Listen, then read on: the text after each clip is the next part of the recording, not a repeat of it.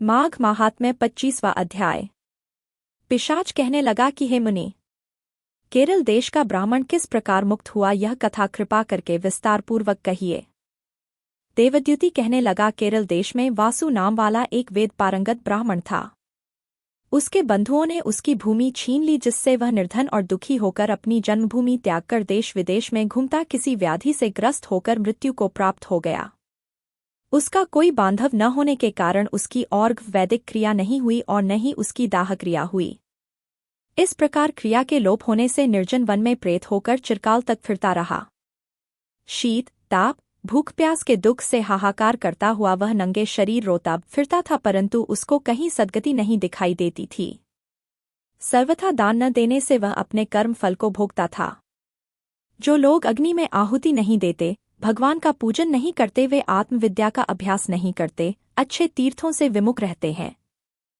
जो लोग दुखी लोगों को स्वर्ण, वस्त्र, तांबूल, रत्न, फल तथा जल नहीं देते तथा छलकपट से जीविका प्राप्त करने वाले, दूसरों तथा स्त्रियों का धन हरने वाले, पाखंडी, कुटिल, चोर, बालवृद्ध तथा आतुर और स्त्रियों पर निर्दयता करने वाले, आग लगाने वाले, विष देने वाले, झूठी गवाही देने वाले, कुमार्ग पर चलने वाले, माता पिता, भाई बहन, संतान तथा अपनी स्त्री का त्याग करने वाले, जो सब तीर्थों में दान लेते हैं, पालन करने वाले, स्वामी को त्यागने वाले, गौर तथा भूमि के चोर, वेदों की निंदा करने वाले, वृथा द्रोह करने वाले, प्राणियों की हिंसा करने वाले, देवता गुरु की निंदा करने वाले, यह सभी बारंबार प्रेत, पिशाच, राक्षस तथा बुरी योनियों में जन्म लेते हैं।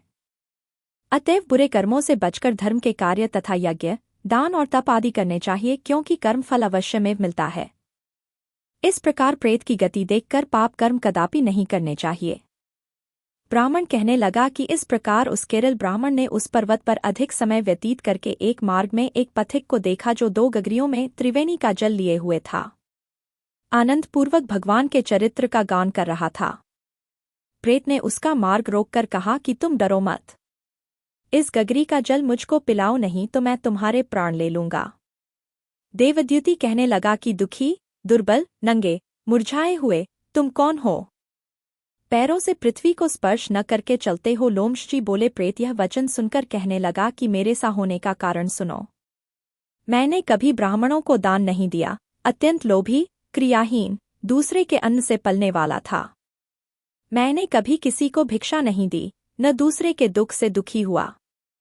प्यासे प्राणियों को मैंने कभी जल नहीं पिलाया, मैंने कभी छाता, जूता दान नहीं किया, न किसी को जल का पात्र, पान या औषधि किसी को दी, न मैंने अपने घर में कभी किसी अतिथि को ठहराकर उसका सत्कार किया। अंधे, वृद्ध, अनाथ और दीनों को मैंने कभी अन्न से संतुष्ट नहीं किया और न ही किसी रोगी को मुक्त किया, न कभी ब्राह्मणों को दान दिया, न कभी अग्नि में हवन किया। वैशाखादि मास में किसी को ठंडा जल नहीं पिलाया, न ही मैंने बड़ या पीपल का कोई वृक्ष लगाया। न किसी प्राणी को बंधन से छुड़ाया, कभी कोई व्रत करके शरीर को नहीं सुखाया। इस कारण मेरा पूर्व जन्म सब बुरे कार्यों में ही व्यतीत हुआ। मेरे पूर्व जन्म के कर्मों से ही मेरी यह गति हुई है। इस वन में व्याघ्र, भेड़िए से बचा हुआ मांस तथा जंतुओं के खाने से गिरे हुए फल, वृक्षों पर लगे हुए सुंदर फल तथा झरने का सुंदर जल सब ही मिलते हैं, परंतु देव इच्छा से मैं कुछ नहीं खा सकता। सर्प की तरह केवल पवन भक्षण करके जीवन व्यतीत करता हूँ।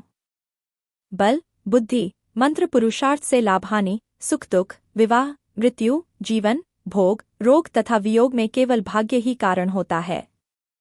कुरूप, मूर्ख, कुकर्मी, निंदित तथा पराक्रम से हीन मनुष्य भी भाग्य से ही राज्य भोगते हैं। काणे, लूले, लंगड़े, नीतिहीन, निर्गुण नपुंसक भाग्य से राज्य प्राप्त करते हैं। पर्वत पर भी बलवान राक्षस पिशाच रहते हैं, जिनमें से कभी कभी कोई कहीं कहीं वन में फिरते हुए अपने कर्म के अनुसार अन्न जल प्राप्त करते हैं, परंतु आपको उनका भय नहीं होना चाहिए, क्योंकि धर्मात्मा पुरुषों की उनकी पवित्रता ही रक्षा करती है। ग्रह, नक्षत्र, देवता सर्वथा धर्मात्माओं की रक्षा करते हैं। यह पिशाच आप जैसे भक्त की तरफ आंख उठाकर भी नहीं देख सकते। जो नारायण भगवान की भक्ति से पवित्र रहता है, उसको प्रेत, पिशाच, पूतना कोई बाधा नहीं दे सकते। भूत, बेताल, पिशाच, गंधर्व, काकिन, शाकिनी, ग्रह रेवती, यज्ञ मातृ ग्रह, भयंकर ग्रह, कृत्या, सर्प, कुष्मांड तथा दूसरे दुष्ट जंतु पवित्र वैष्णव की तरफ देख भी नहीं सकते। जिसकी जीभा पर गोविंद का नाम, हृदय में वेद तथा श्रुति विद्यमान है, जो पवित्र और दानी है, उनको कभी भय नहीं हो सकता। हे ब्राह्मण, इस प्रकार कर्मों का फल भोगता हुआ मैं यहाँ रहता हूँ। सा सोचकर मैं शोक नहीं करता। एक बार मैं जमवालिनी नदी के किनारे पर गया था, वहां पर घूमते हुए मैंने सारस के वचनों को सुना था।